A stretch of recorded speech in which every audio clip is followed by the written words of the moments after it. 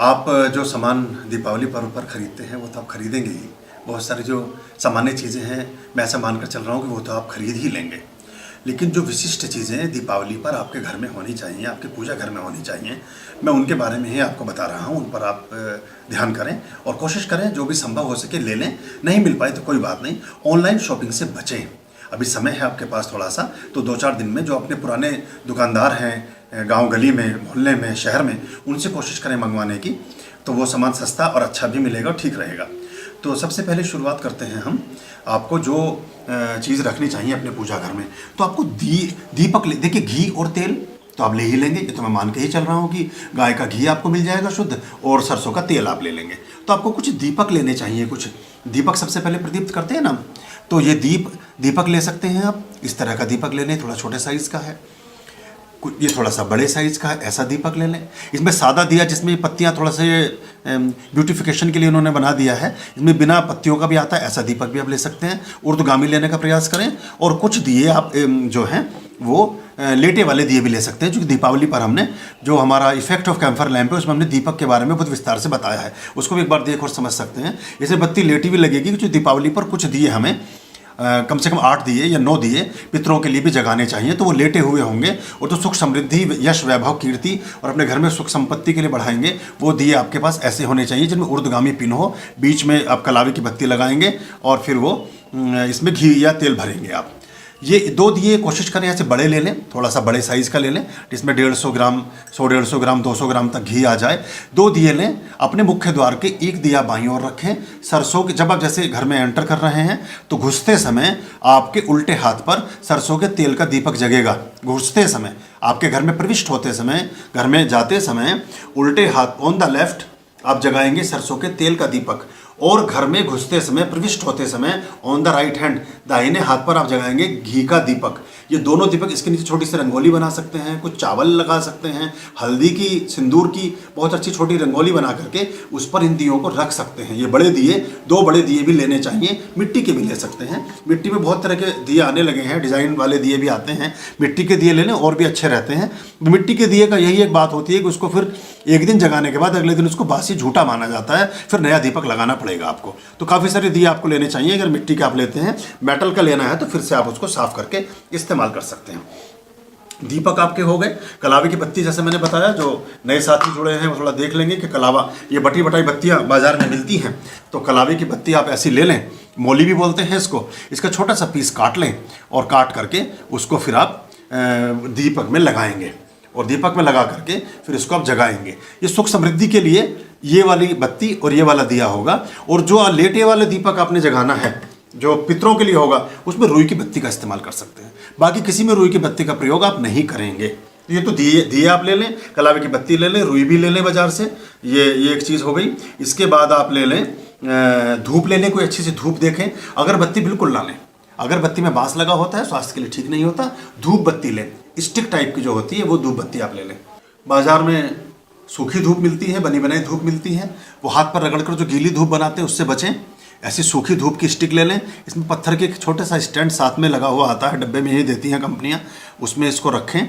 और घर में अंदर जहां आप इनहेल करते हैं, जहां आप रहते हैं, वहां इस तरह से इस आप धूप बत्ती का प्रयोग करें। ये धूप बत्ती आप वहाँ लगा सकते हैं। तो ये धूप हो गई। इसी के साथ साथ अभी कॉर्न ले सकते हैं, बाजार में बनी बनाई कॉर्न मिलती हैं। मैं थोड़ा सा गूगल इन्होंने लगाया है, लेकिन इसको जगा करके दीपक से जगा लें। इसको थोड़ी देर ऐसा करके जब दीपक की लो पर लगा कर रखेंगे, जग जाएगा ये।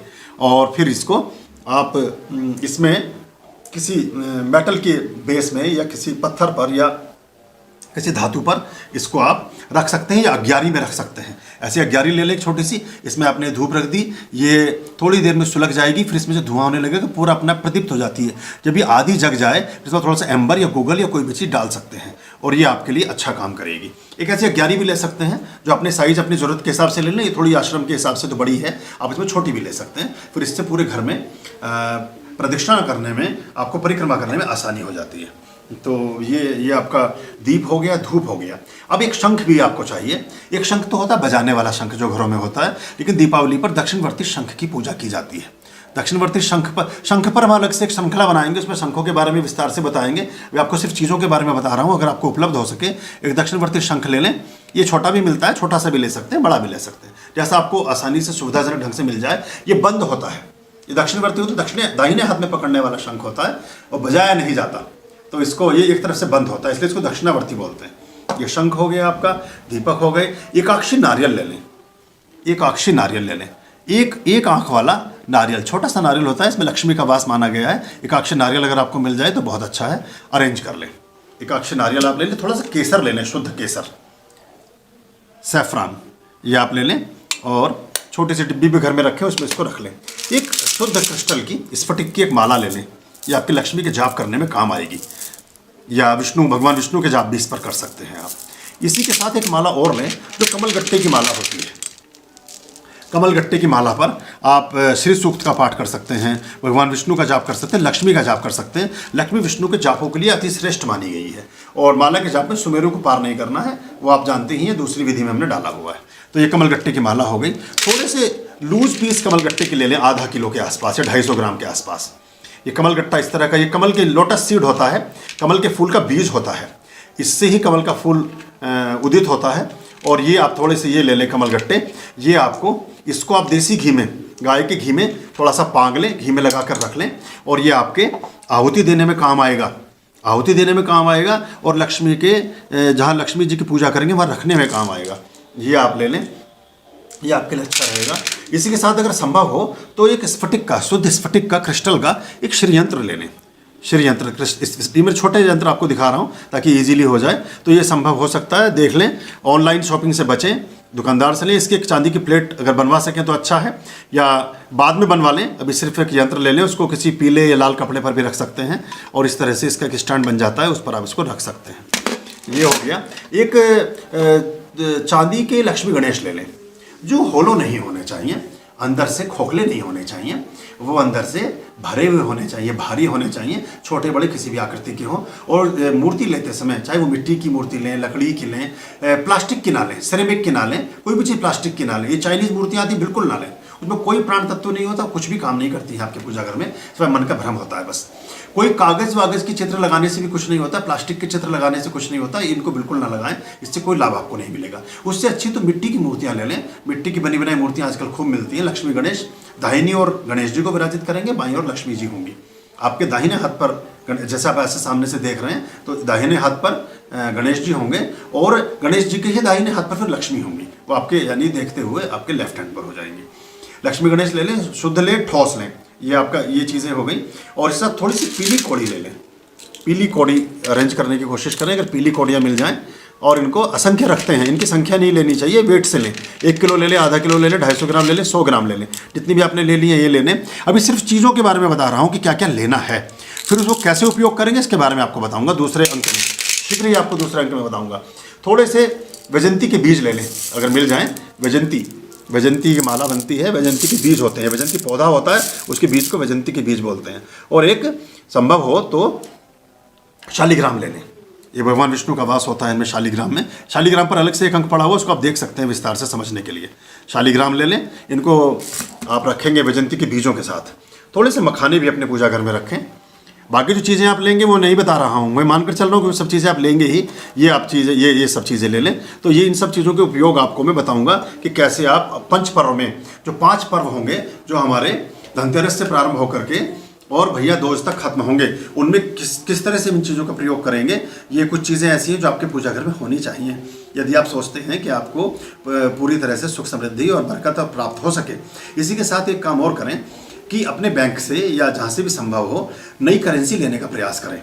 जितने भी क्रम में, जिस भी मुद्राओं में नए नोट आते हैं, 1 से लेकर के और जो भी मुद्रा प्रयोग करते हैं 2000 तक, संभव हो तो उसका एक पैकेट ले लें।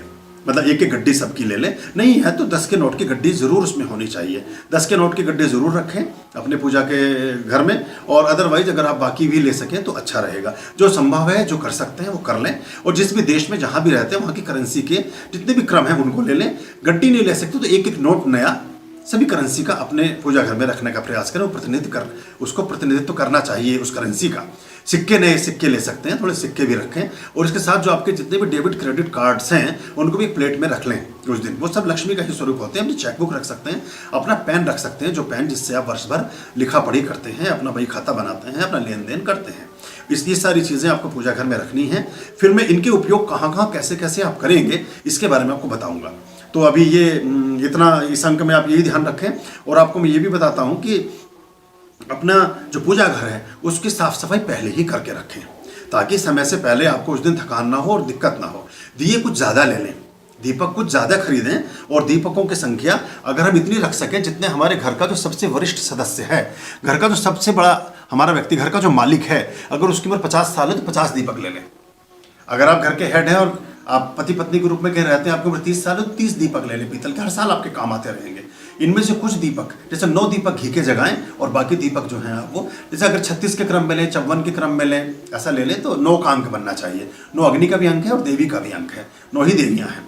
तो आप ये ले लें और इनको हर वर्ष आप प्रयोग कर सकते हैं, मांझ करके साफ करके कर सकते हैं। दीपावली से संबंधित जो चीज़ें हैं उनमें बहुत सी चीज़ें तो आपको बताई ही गई हैं। आप रुद्राक्ष की माला भी प्रयोग में ला सकते हैं। कुछ विशेष चीज़ों में हरि और हर जब दोनों का जाप आप करेंगे तो रुद्राक्ष की माला और कमल का फूल, अगर ताज़ा फूल आपको मिल जाए वो भी आपके लिए बहुत मंगलकारी और शुभकारी होता है। इसी के साथ अगर गोमती चक्र और हत्था जोड़ी भी आप ले सकें, आपको ये शुद्ध और ओरिजिनल मिल जाए तो उसको भी आप अरेंज करके दीपावली पर अपने पूजा घर में रख सकते हैं। वो भी एक अच्छी चीज़ होती है। और अब एक बात और बताता हूँ आपको कि क्या ना लें। ये तो हुआ क्या लें, अब क्या ना लें इसको भी बहुत ध्यान से सुनिएगा। कोई पटाखा जिसमें से बारूद निकलती है बिल्कुल ना लें। कोई पटाखा जो धमाका करता है उसको बिल्कुल ना लें। इस पर मैं अलग से एक अंक डालने की सोच रहा हूँ कि पटाखों का क्या, ये हमारे यहाँ हमारे प्रचलन में नहीं था। ये 12वीं शताब्दी से पहले हमारे किसी पूजा पाठ में किसी पटाखे का कोई प्रयोग नहीं होता था। ये जो मुगल जो आक्रांता देश में आए यही बारूद लेकर के आए और ये एक तरह से हमारी जो प्रक्रियाएं हैं, हमारे जो पूजा पाठ के तौर तरीके उसको दूषित करने का एक तरीका होता है। हम सुगंधित चीज़ें, सुगंधित द्रव्य, सुगंधित इत्र, इन सब चीज़ों से पूजा पाठ करते हैं। लेकिन अगर हम इसकी जगह पर दुर्गंध फैलाते हैं तो लक्ष्मी उससे रुष्ट होती हैं और वो हम कभी प्रसन्न नहीं होती। कोई मोमबत्ती वगैरह का प्रयोग ना करें। हमारे देश में अच्छा तापमान होता है। ये पश्चिम के ऐसे देश जहाँ घी और तेल जम जाते हैं वहाँ से मोमबत्ती का प्रयोग आया है और वहाँ कई देशों में ऐसी चीज़ें नहीं होती। किसी कैंडल का प्रयोग ना करें। वैक्स जब जलता है आपके घर में तो किसी और तरह की ऊर्जाओं को रिप्रेजेंट करता है, प्रोड्यूस करता है। लेकिन जब आप शुद्ध घी, गाय का घी जगाते हैं, उसका दीपक जगाते हैं, सरसों के तेल का दीपक जगाते हैं तो उससे बहुत शुद्ध और अच्छी ऊर्जाएं आपके घर में निवासित होती हैं, आपके जीवन में प्रविष्ट होती हैं, जिससे आपका ऑरा ठीक होता है, आपका वास्तु ठीक होता है। तो मोमबत्तियाँ ना लें, कोई पटाखा ना लें। फुलझड़ियाँ जिनमें जो पहले चला करती थी, अब फुलझड़ियाँ भी ऐसी हो गई उनमें बारूद ज़्यादा निकलता है। दुर्गंध करने वाली चीज़ें नहीं लेंगे तो दिवाली आपकी अच्छी रहेगी, स्वास्थ्य भी अच्छा रहेगा, आप वातावरण को सही रखने में भी सहयोग देंगे। और मेट्रो सिटीज़ में जिस तरह से प्रदूषण बढ़ रहा है उसकी रोकथाम में भी आप मदद करेंगे। जो त्यौहार है इसको अच्छे से मनाएं और दीपावली को पूरी सात्विकता, पूरी धार्मिकता से मनाएं, इसको पूरी शुद्धता के साथ मनाएं। इसमें जिन चीज़ों को हमें इस्तेमाल करना है उन पर ही फोकस करें। इसमें फालतू के अनर्गल चीज़ों को अपने जीवन में शामिल ना करें। हमारे प्रिय आत्मन, ओम स्वस्ति अस्तु। कार्तिक मास की आप सबको बहुत बहुत बधाइयाँ, बहुत शुभकामनाएं, अनंत आशीष। आपका जीवन खूब समृद्धिपूर्ण हो, खूब वैभवपूर्ण हो। आपके जो प्रश्न हैं, आपकी जो समस्याएं हैं वो आपके जीवन से तिरोहित हो जाएं। यही हमारा आशीर्वाद है, यही हमारी शुभकामनाएं आपके लिए हैं। भारतीय परंपरा के अनुसार जब कार्तिक मास प्रारंभ होता है तो बहुत सी ऐसी चीज़ें हैं जो हम अपने जीवन में अगर हम आत्मसात करें तो हमारा जीवन सदा हरा भरा रहेगा, सदा प्रसन्नता और आनंद से युक्त रहेगा।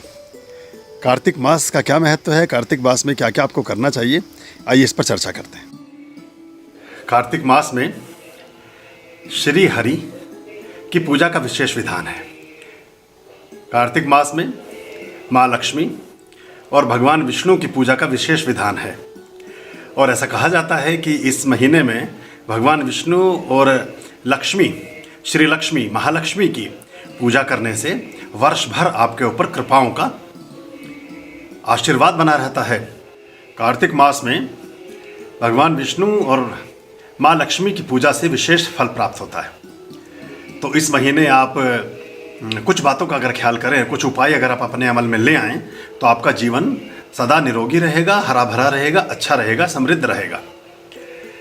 तो कुछ मुख्य बातें जो कार्तिक मास में हमें ध्यान रखनी चाहिए, उनके बारे में आपसे आज अपने विचार साझा करते हैं। सबसे पहले कार्तिक मास में क्या होता है, जैसे शरद ऋतु प्रारंभ हो जाती है, शरद पूर्णिमा से अगले दिन से ही कार्तिक मास प्रारंभ होता है, तो हमारे शरीर की कुछ गतिविधियों में फर्क आता है। चातुर्मास का जो कि अंतिम महीना है ये, तो इस महीने से हमारी शारीरिक क्रियाएं, हमारे शरीर की जो हमारी नाड़ी सिस्टम है, हमारा जो श्वसन तंत्र है, हमारा जो पाचन तंत्र है, हमारा जो डाइजेस्टिव सिस्टम है और हमारा जो पूरा कॉस्मिक जोन के साथ कनेक्शन है, हमारे शरीर का जो ब्रह्मांड के साथ हमारा एक संबंध है, उसमें कुछ गतिविधियां परिवर्तित होती हैं, कुछ परिवर्तनों के बीच से हम गुजरते हैं। तो इसमें माना यह गया है कि अगर आप सूर्योदय के समय या सूर्योदय से पूर्व स्नान करते हैं तो आपके लिए बहुत उत्तम है। और स्नान अगर आप ज़्यादा गर्म पानी से ना कर सके, थोड़ा गुनगुना, जैसे पहले आपको याद होगा कि जो नल से पानी निकलता था ना, वो शरीर के तापमान के अनुसार होता था, उस जल से अगर आप स्नान करें और उसके बाद जो भी पूजा पाठ जो भी आपने करना है उसको आप करें तो आपका जीवन बहुत सुखमय और अच्छा होता है। तो तुलसी की पूजा करने से भी भगवान विष्णु की विशेष कृपा हमारे जीवन पर आती है और हमारा जीवन अच्छा होता है। और इन दिनों चूँकि ताप गिरता है, सर्दियाँ बढ़ती हैं, ठंड बढ़ती है, तो थोड़े ताप के प्रभाव से तुलसी की श्री वृद्धि में भी लाभ मिलता है। तुलसी ठीक से बनी रहती हैं और रात्रि में जब तापमान डाउन होने से उस पौधे को जो प्राणवायु प्राप्त होती है, उस प्राणवायु का प्रताप आपको मिलता है। अप्रत्यक्ष रूप से ये इसके पीछे एक बॉटनिकल एक वजह है, लेकिन धार्मिक वजह यह है कि शाम को दीप दान करने से, यानी घर के पास में जहाँ भी आपने तुलसी का एक पौधा रोपा हुआ है, जहाँ भी तुलसी का पौधा लगाया हुआ है, उसको नॉर्थ ईस्ट में लगाने की कोशिश करें। ईशान्य में तुलसी के पौधे को स्थापित करने का प्रयास करें और उस तुलसी के पौधे के पास आप दीप दान करें। एक दीपक जला करके, एक दीपक जगा करके रख दें। ये दीपक भी आपने ऊर्ध्वगामी रखना है, जैसे बीच में पिन होती है, बीच में, और कलावे की बत्ती का प्रयोग करें तो आपके लिए बहुत उत्तम है, बहुत अच्छा रहेगा। ये काम आप कर लें। स्नान आपका हो गया, ध्यान आपका हो गया, इसके साथ संध्या प्रार्थना आपने कर ली। श्री सूक्त का पाठ अवश्य करें, श्री सूक्त बहुत लाभकारी है। देखिए, महालक्ष्मी का ही सबसे बड़ा व्रत, सबसे बड़ा विधान और सबसे बड़े पंच पर्व इसी महीने में आते हैं, जो अभी शुरू होंगे हमारे धनतेरस से, और उसके बाद छोटी दिवाली, बड़ी दिवाली, भैया दूज, गोवर्धन, ये इस तरह से हमारे 5 पर्वों की एक व्यवस्था इसमें पूर्ण होती है। तो उसको हम इसी महीने में आने से उसका महत्व और ज़्यादा बढ़ जाता है। इन पर्वों पर अलग अलग ढंग से बात करेंगे, हर त्यौहार पर एक अलग तरह से हम सोच रहे हैं, कोशिश करते हैं, और ये जल्दी ही आप तक इस तरह के संदेश को, इस अंक को भेज सकेंगे, ताकि आप अपनी तैयारियाँ भी उस हिसाब से कर लें। तो आप तुलसी के पास दीपक को प्रदीप्त करें। आप प्रतिदिन सवेरे स्नान करने का प्रयास करें और अपने भोजन में भी थोड़ा सा संतुलन रखने का प्रयास करें। गर्म तासीर की चीज़ें और अच्छी चीज़ें जो पौष्टिक हैं उनको अपने जीवन में शामिल करने का प्रयास करें। अभी इन दिनों गाजर, चुकंदर आने लगता है बाज़ार में।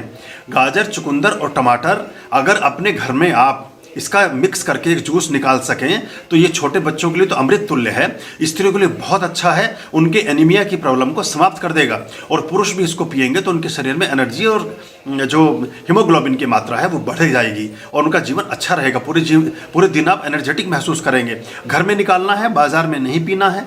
गाजर लाएं, अच्छी सी लाल रंग की जो गाजर बड़े वाली आती हैं, जो सर्दियों में आती हैं, उसको अच्छे से छीलें। ऐसे चुकंदर लें, 5-6 गाजर ले लें, 2 चुकंदर या 1 चुकंदर ले लें और 2 टमाटर ले लें। ये इतना बढ़िया एनर्जी का स्रोत है, इसका अपने जीवन में आप इस्तेमाल करें, दिन में पिएं और ये कोशिश करें कि इसको 12-1 बजे तक पी लें, क्योंकि हमारा शरीर का जो तापमान है, हमारे शरीर की जो जैविक घड़ी है वो सूर्य के हिसाब से चलती है। तो संध्या काल में 3-4 बजे के बाद किसी प्रकार का कोई भी जूस कभी भी इनटेक नहीं करना चाहिए। फल भी नहीं खाने चाहिए 4 बजे के बाद। जो फ्रूट्स वगैरह हम सेवन करते हैं नहीं करने चाहिए, सवेरे करिए उनको सेवन। ये आप कर लीजिए। और इसके साथ साथ दीपदान, अपने घर में तुलसी के पास तो दीपक प्रदीप्त करेंगे ही। अगर आप किसी पोखर में, किसी सरोवर में, किसी नदी में, किसी यमुना में, किसी गंगा में, कहीं उसके किनारे भी जितना संभव हो कि उससे 3 बार, कम से कम 3 बार कर लें, अधिकतम 21 बार कर लें।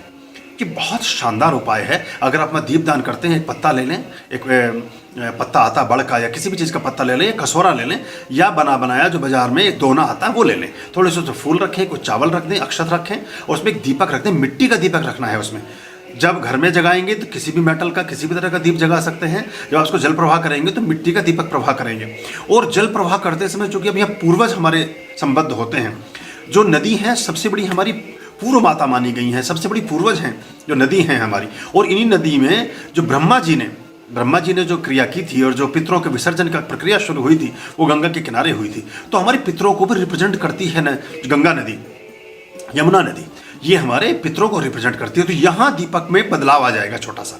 अगर आप दीपदान किसी नदी सरोवर के किनारे करते हैं और वो अगर प्रवाहित है, बह रहा है, तो उसमें आपने लेटी हुई बत्ती लगानी है। अब आपने चाहे कलावी की लगाएं चाहे रुई की लगाएं। अब ये पितरों की प्रक्रिया शुरू हो गई। ये थोड़ा सा अलग तरह का, आप जो हमारे साथ जुड़े हुए हैं आप थोड़ा सा सोचेंगे कि इसमें परिवर्तन कर रहे हैं गुरुजी, तो लेकिन परिवर्तन इसमें जरूरी है। तो यहाँ आप लेटी हुई बत्ती का प्रयोग करेंगे, मिट्टी का दिया जो जल प्रवाह करना है। इसके बाद घर में करेंगे तो उसमें यहाँ जरूरत नहीं है।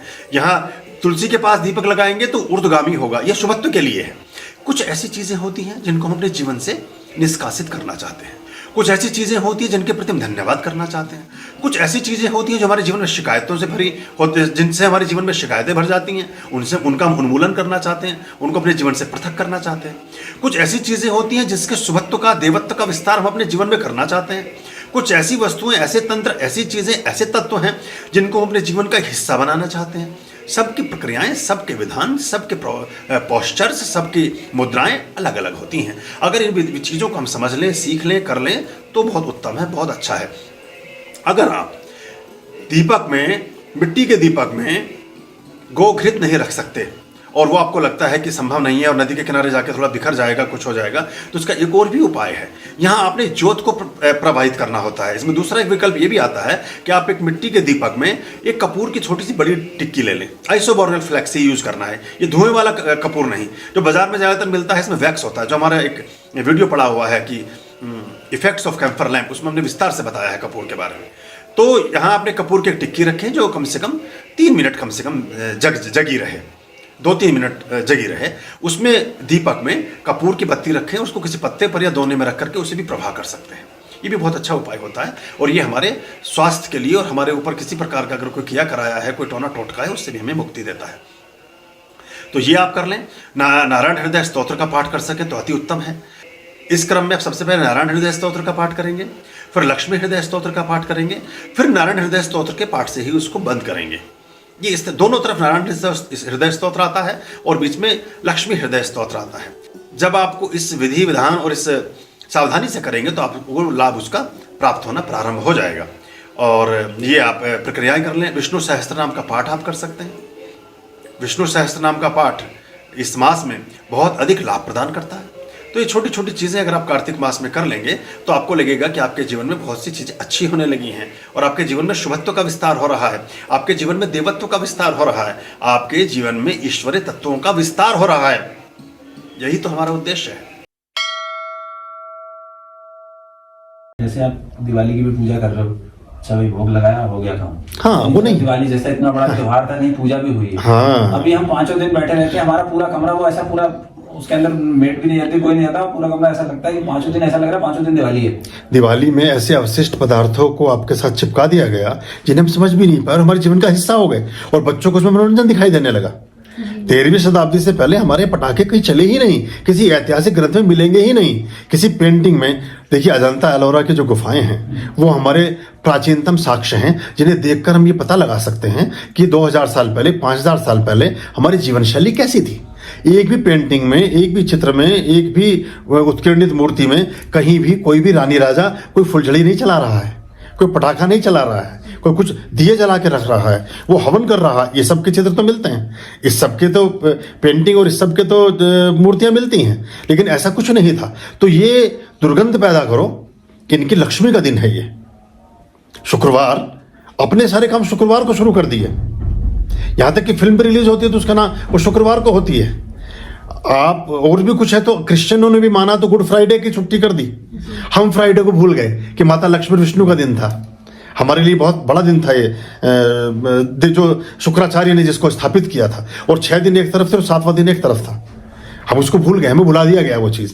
और हमारी दिवाली का जैसे आपने कहा और उन्हें पटाखे घुसा दिए। तो आप देसी घी के दिए जगाएंगे, आप वहाँ सुगंधित द्रव्य और इत्र और रूहों का प्रयोग करेंगे, आप वहाँ खुशबूदार सामग्री से हवन करेंगे, तो देवी देवता आकर्षित होंगे। लेकिन जिस दिन आपके यहाँ देवी देवता आकर्षित होने थे, उस दिन आपने वहाँ दुर्गंध, बदबू, धमाके और उल्टा पुल्टा काम चालू कर दिया। तो वो देवी आएगी कहाँ आपके यहाँ? और बनाने वाले कौन है? दूसरे लोग जो चलाते नहीं, उनको वो चलाते नहीं है अपने किसी त्योहार में। उनका कहीं नहीं दिखेगा। वो बिल्कुल शांत होकर काम करते हैं गुरु जी। हाँ। हम लोग के यहाँ पटाखे ज्यादा चलते हैं। हाँ, तो कोई मतलब नहीं है उसका। बच्चों को चूंकि वो चीज़ अट्रैक्टिव लगी और हम विध्वंसक चीज़ों की तरफ मौलिक रूप से ज़्यादा प्रेरित होते हैं, ज़्यादा प्रभावित होते हैं। डिस्ट्रक्टिव चीज़ें हमें पसंद आती हैं। जितनी फिल्में बनती हैं, उन फिल्मों में जो झगड़ा हो रहा होता है उसे देख के बड़ा मज़ा आता है हमें। जो ये इतनी सारी फिल्में हिट होती हैं, शोले या ये कौन कौन सी फिल्में साउथ की आई थी, बाहुबली क्या है, वो सब किस लिए पसंद है हमें? कि उनमें शक्ति का प्रदर्शन हो रहा है। तो वो हमारे अंदर जो क्रोध और हिंसा छिपी है, वो फिल्म देखने से, उपन्यास पढ़ने से, वीडियो गेम खेलने से, किसी चीज़ से बाहर निकलती है। तो इसलिए हमें वो अच्छा लगता है। तो जब हम पटाखे चलाते हैं तो बच्चों को मज़ा आता है उसमें, क्योंकि वो हिंसा तिरोहित हो रही है। लेकिन वो हमारे लिए दूसरे तरह के दुर्भाग्य को पैदा करता है। तो दिवाली पर ये एकदम बंद होना चाहिए। इसके हिंदू धर्म से कोई लेना देना नहीं है। तो कुछ लोग ऐसे भी हैं, उन्हें लगता है जी फीकी दिवाली हो जाएगी, ये हो जाएगी। फीकी नहीं होगी, बहुत अच्छी और बहुत बढ़िया ऐसी दिवाली होगी कि आप देखते रह जाएंगे।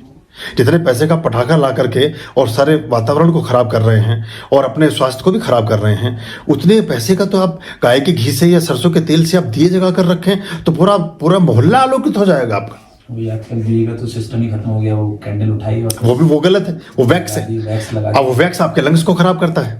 अभी जो कोविड कोरोना में पश्चिम के देशों में जो कैजुअलिटीज बढ़ी, जो लोगों की डेथ ज्यादा हुई, वो इसलिए हुई उनके लंग्स ही 20% काम कर रहे थे। और 20% लंग्स इसलिए काम कर रहे थे कि वो सारे के सारे इंडक्शन पर बने हुए खाने को खाते हैं, माइक्रोवेव का खाना खाते हैं और मोमबत्तियां जगाते हैं। चर्च में सब जगह मोमबत्तियां जगती हैं। मोमबत्ती में जो वैक्स होता है, वो जब वायु में विलीन होकर आपको मिलता है तो आपके फेफड़ों पर एक लेमिनेशन सा हो जाता है, अप्रत्यक्ष लेमिनेशन होता है। तो वो उतनी फंक्शनिंग नहीं कर पाते, तो आप बीमार पड़ जाते हैं, आप जल्दी खत्म हो जाते हैं, आपका इम्यून खत्म हो जाता है। इसके अगेंस्ट अगर हम कपूर जगाते हैं, हम शुद्ध घी, गाय का घी, सरसों का तेल, किसी भी चीज़ का तेल जगाते हैं, तो ये हमारे लंग्स को क्लीन करता है प्राणवायु के माध्यम से, शुद्धि आती है, तो आप ज़्यादा ठीक होते हैं।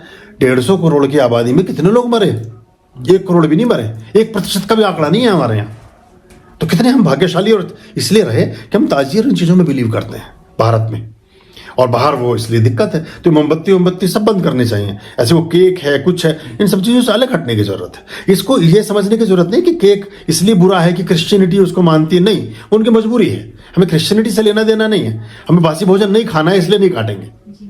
हमें मोमबत्ती को, हमें क्रिश्चियनिटी से कोई नफरत नहीं है, लेकिन वो जो मोम वैक्स है वो हमें हानिकारक है, इसलिए उसको नहीं त्याग, उसको इस्तेमाल नहीं करना है।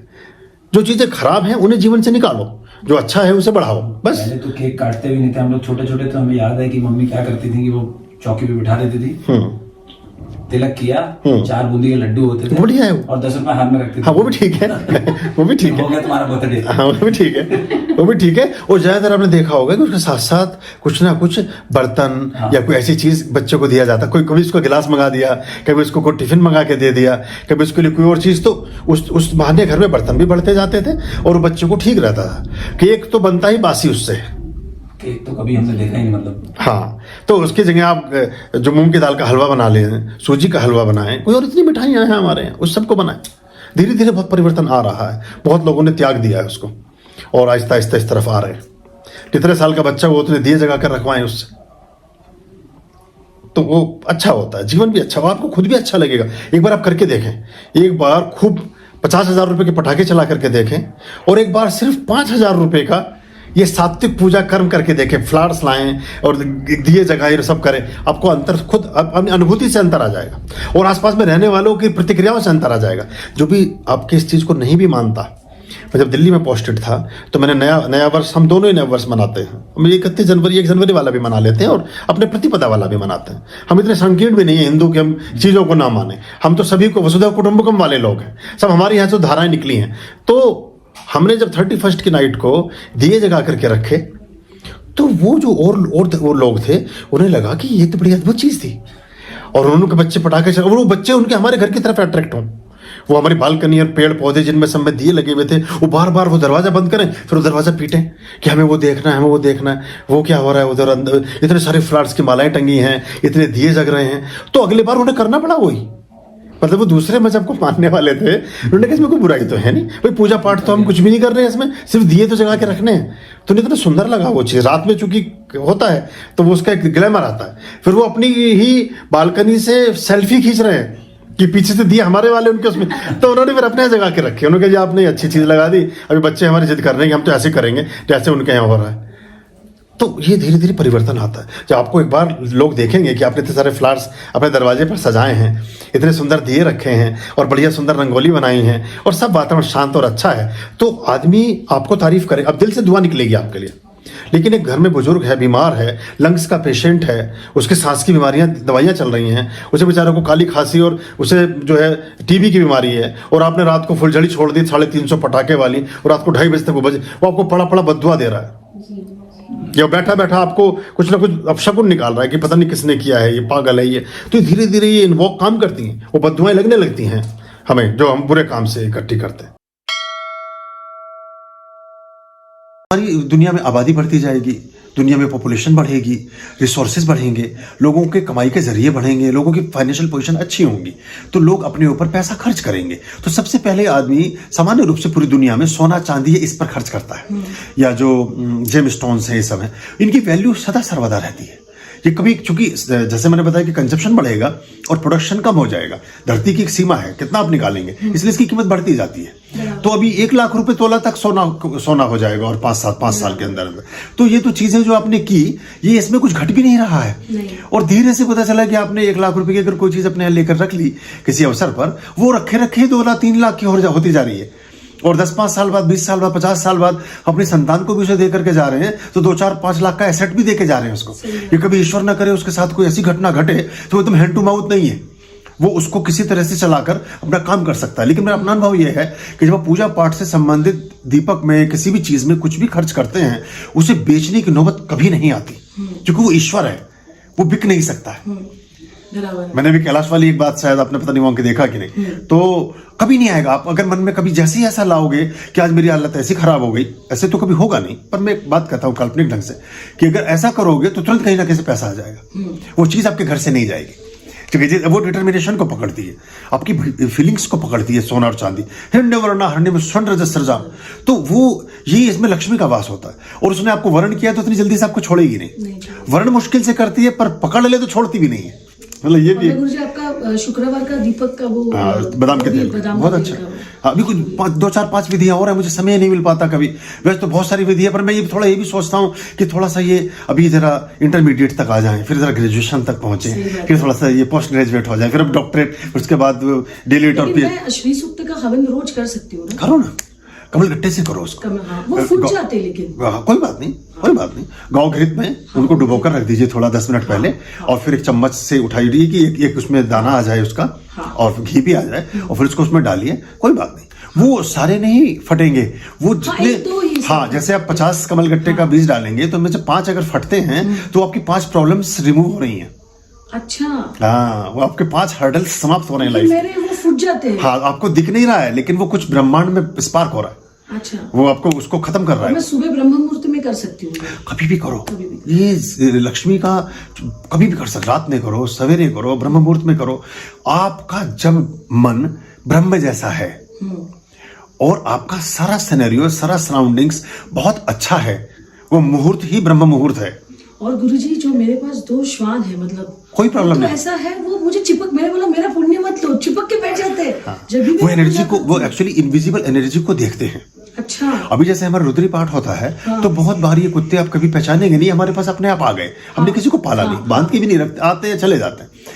ये पेड़ों से पर जो गण हैं और बहुत सी चीजें हैं यहाँ, वो उतरकर जैसे नृत्य करते हैं रुद्री पाठ के समय, तो ये उस समय थोड़ा सा अलग तरह की आवाज निकालना शुरू करते हैं, क्योंकि उनको वो दिख रहे होते हैं। बहुत सारी ऐसी चीजें हैं जो, जैसे गंध है, हम नहीं उसे फील कर पाते हैं। बहुत सारी ध्वनि है, बहुत सूक्ष्म तरंगे हैं, कुत्ता उसको सुन लेता है। ऐसे कुछ जो जानवर हैं, जो चींटी हैं, कौवे हैं, कुत्ते हैं, गिद्ध हैं, उल्लू है, बिल्ली है, इन सब में, शेर है, इन सब में कुछ ऐसी पावर, ऐसी ताकतें होती हैं जो मनुष्य के में नहीं होती। तो गुरुजी मैं रात को कितने बजे पे बैठूं, ये दोनों जगह बैठ हाँ, जाते ये हैं। समझ जाएंगे आपको कि आप कुछ कर रही हैं। हाँ। और उसको रिकग्नाइज करेंगे, कोई बुराई नहीं है। लोगों ने गलत धारणा विकसित की हुई है कुत्तों के बारे में, और ये विधर्मियों ने ज्यादा पैदा की है, जो खुद नहीं पालते, ये खुद नहीं करते। उन्होंने ऐसी बातें डाल दी हैं कि इसका करने से ये होगा वो होगा। उस पर एक अंक अलग से बनाऊंगा कभी कि ये किस तरह से मदद करते हैं। एक छोटे से उदाहरण के तौर पर आप विश्वेश्वर में कभी जाएं, बनारस में कभी जाएं। बनारस में भगवान शिव का घर है वो, और कैलाश, दो ही उनके स्थान रहे हैं। भगवान विश्वेश्वर नाथ में किसी भी तरह की पूजा प्रार्थना स्वीकृत ही तब होगी जब आप बराबर में काल भैरव में जाकर के हाजिरी लगा देंगे। वो शहर कोतवाल है, नगर कोतवाल है, वहीं से अप्रूवल होता है उसका। परवाना तो चला पर मोहर वहां से लगेगी उसकी। तो वो, और उनके वाहन कौन है, वहां दरवाजे पर कौन बैठा है, श्वान। तो परमात्मा ने जिसका वर्णन किया हो वो चीज कैसे खराब या अशुद्ध हो सकती है? ये फालतू की भ्रांतियां हैं। लोग एक्चुअली स्वार्थ में होते हैं। कुत्ते को जब कुछ देते हैं, कुत्ता ना तो दूध देता, मतलब सीधी बात में बताऊं, कुत्ता और भी कुछ आपके लिए ऐसा काम नहीं करता। हम इतने स्वार्थी हो गए कि हम ऐसे पशु की पालना करना चाहते हैं कि उसे 10 रुपए का खिलाएं और वो 200 रुपए का ले लें। वहां भी हमारा स्वार्थ ही लगा हुआ है। तो हम पालेंगे, हम बड़ा दुर्भाग्य है कि हम गाय भी तब तक पालते हैं जब तक वो दुग्ध देती हैं। जब वो दुग्ध देना बंद कर देती हैं, हम उन्हें सड़कों पर छोड़ देते हैं। ये बहुत गलत है, ऐसा नहीं होना चाहिए। नहीं होना चाहिए। तो हम क्या करुणावश होकर के पाल रहे हैं, प्रेमवश होकर के पाल रहे हैं, अपने कर्माज को ठीक करने के लिए पाल रहे हैं? इन चीजों के लिए हम नहीं पालते, हम अपने स्वार्थ के लिए पाल रहे हैं, तो उससे लाभ नहीं मिलेगा। तो कुत्ता आपको, गाय के गोबर से आप बहुत से काम कर सकते हैं, गाय के दूध से आप बहुत सारी चीजें चला सकते हैं। तो लोगों को लगता है कि हम ऐसी चीजों को, गाय का पालना बहुत अच्छा है, मैं इसको कोई मना नहीं कर रहा हूं, लेकिन हमारी धारणा, हम कुत्तों को इसलिए नहीं पालते कि लगता है कि खर्चा करेंगे। एक नई प्ली है, वो कहते हैं कि बिल्ली कम खाती है, कुत्ता ज्यादा खाता। ऐसे सोचोगे तो फिर परमात्मा भी अगर ये स्कैनर लेकर बैठ गए कभी कि तुम क्या खाते हो, कितना तुम्हारी पात्रता है, तो बड़ा मुश्किल हो जाएगा। नहीं, मेरे पापा ने कहा था कि अरे तुम इतना खर्चा उसके ऊपर करती हो। मैंने बोला पापा, अगर आप समझ लीजिए कि मेरे पास दोनों ये नहीं है, एक का नाम जैकी है, एक का नाम कोको है। मैंने बोला अगर यही पैसा अगर मेरा अस्पताल में जाए तो मैं क्या करूं? हाँ, ये उनको समझ में नहीं आता है, मैं क्या बोलती हूँ उनको समझ में नहीं आ रहा है। हाँ, ये बहुत बड़ी बात आपने कही, ये ऐसा होता है।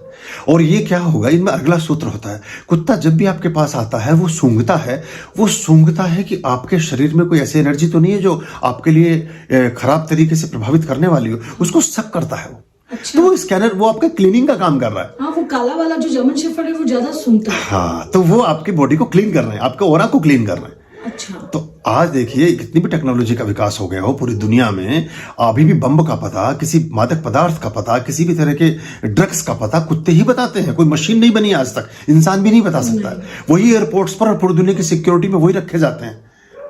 और पूजा करते समय रोज तुलसी पे खाते हैं। हाँ, और इतना वफादार है, अपनी जान दे देगा आपके लिए। बराबर। तो बहुत बड़ी चीज है। मैंने एक बोला भी था, एक मूवी थी वो हेचिको, उसके बारे में मैंने एक अंक डाला हुआ है। तो हमें, हमारी धारणा क्या है, परमार्थ में परमार्थ करना चाहिए, उसमें अपना स्वार्थ नहीं खोजना चाहिए। अब हम परमार्थ में भी अगर स्वार्थ खोज रहे हैं तो बात नहीं बनती है। मतलब एक रोटी किसी को दे भी और सोचे कि इस रोटी की एवज में हमें क्या मिलेगा, तो रोटी नहीं दी आपने, रोटी आपकी लगेगी नहीं। तो श्वान को इसलिए लोग नहीं पालते, लेकिन श्वान बहुत सारे काम हमारे लिए बहुत अच्छे करते हैं। और सबसे बड़ी बात एक और होती है, कभी भी, क्योंकि ये जो काल हैं, काल भैरव हैं और जो यमराज हैं, उनको सिर्फ देखने की क्षमता श्वान में ही होती है। अच्छा। और कोई देख ही नहीं सकता दुनिया में, कोई किसी प्राणी के पास ये क्षमता। मुझे कभी कभी ऐसा होता है कि मैं समझ लीजिए पूजा करके अंदर बेडरूम में आ जाऊं ना, तो ये कुत्ते कभी कभी एक ही होता है, वो चला जाता है, घूमता है, कुछ उसको पता नहीं दिखता है कुछ। हाँ, वही मैं बोलना कुछ चलाता है। हाँ। मैंने बोला शायद इसको कुछ तो दिखाई दिया। हाँ। जो मुझे नहीं दिख रहा है। हाँ। लेकिन ऐसा वो रात को 2-3 बजे चला जाता है, उठ के वो देखता है, क्योंकि जब जितनी पॉजिटिव एनर्जीज होंगी, हाँ। ये कभी उस पर रिएक्ट नहीं करेंगे, शांतिपूर्वक बैठे रहेंगे। अच्छा। जैसे ही कुछ लगेगा कि ये आपके लिए हार्मफुल हो सकता है, वो एक्चुअली उसको बोल रहे हैं कि तू यहां से जा। ये मेरा मालिक अगर नहीं रहा तो मुझे कौन पालेगा? अगर तूने, मतलब ऐसा मान के चलें कि कोई ऐसा, उदाहरण के तौर पर कोई यमदूत आया और वो किसी रूप से आपको हार्म करना चाहता है, वो आपको कोई रोग देना चाहता है कि मैं इसको ये बीमारी लगा दूं, उसने देखा उसको, तो वो उसको कह रहा है तू यहां से जा। वो भौंकने से कहेगा, उसको कोई संस्कृत हिंदी तो आती नहीं कि वो उसमें कोई बोलेगा उसको, तो वो भौंक रहा है, वो भौंक कर कह रहा है तू यहां मत आ, ये मेरा मालिक है, ये इसकी रक्षा मैं कर रहा हूं यहाँ बैठा हुआ, तो इसको क्यों हार्म करने आ गया? और ये नहीं रहा तो मैं कैसे रहूंगा? ये भी उसका एक भाव है। और दूसरा ये भी कि मैं इसको प्रोटेक्ट करूं, क्योंकि ये मेरा पालन करता है। ये बहुत बड़ी चीज होती है। तो मुझे अगर समझ लीजिए कि कोई हमारे ऊपर कोई तंत्र का प्रयोग करता है, हाँ। और अभी जो मैंने आपको पूजा पाठ कहा, तो मतलब क्या उसमें ये श्वान जो नस्ल है, ये उसको क्लीन करती है। अच्छा। क्लीन करती है, उसको रिकॉग्नाइज भी करती है। नमः का काफी हमें प्रोटेक्ट करेगा वो। जबरदस्त जबरदस्त, वो तो मतलब ही नहीं होता। अब ऐसा कोई त्रिमनमय का हवन करने वाले को कोई चीज टच नहीं करती। और आप श्री सूक्त कर रहे हैं और बहुत सी चीजें कर रहे हैं तो उससे कोई फर्क नहीं पड़ेगा। अपराजिता कर लें, और भी बहुत अच्छा अपराजिता है, या मुंडमाला स्तोत्र है, जैसे दिवाली पर आप तंत्र में इतना ये ग्रहण के समय में उसे कर सकते हैं। मुंडमाला बहुत जबरदस्त है, उसमें 10 महाविद्याओं की अर्चना है, जो 10 ग्रेट कमांडमेंट्स हैं, हमारी महादेवियां हैं, उनकी पूजा आराधना होती है। पूरा स्तोत्र हमारे चैनल पर पड़ा हुआ है। लेकिन गुरुजी जो मेरा उपवास है आनंदा लक्ष्मी का वो मैं करूँगा। वो आप रेगुलर कर रहे हो? रेगुलर हर अष्टमी का रहता हाँ, कोई बात नहीं, वो तो लक्ष्मी ही है, वो एनर्जी आपके स्पार्क नहीं करेगी। लेकिन जो बाकी असल में पंथ सब अच्छे हैं, सारे मार्ग ठीक हैं, लेकिन मार्ग में ये होता है कि मार्ग आपने किस लिए चुना है। अब जो नाथ परंपरा है वो गहनतम त्याग की परंपरा है, त्याग की परंपरा और सब चीजों के प्रति निष्प्रय भाव की परंपरा है, सब तरह के उच्चाटन की परंपरा है। ना वो घर में रहना चाहते हैं, वो मतलब उसका उनके गुरुओं की जो देशना है, वो कहते हैं आप एक भभूत लपेट करके परमात्मा का ही स्मरण करते हुए आप दुनिया में विचरें और दुनिया में अपने अनुभवों को आत्मसात करें। तो आप जिस परंपरा को चुनते फिर आप भी वैसे ही होने लगते हैं। सही है। फिर लेकिन क्या वो जीवन हम चुनना चाहेंगे? नहीं। तो फिर हमें वैसा पाथ चुनना चाहिए जैसा हम चाहते हैं।